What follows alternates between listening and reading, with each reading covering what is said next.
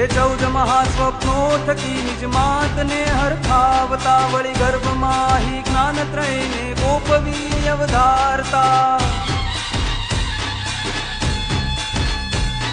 જે 14 મહાસ્વપ્નો થકી નિજ માતને હરખાવતા વળી ગર્ભમાં હિ જ્ઞાનત્રયને ગોપવી અવધારતા. ને જન્મતા પહેલા જ 64 ઇન્દ્ર જેને વંદતા.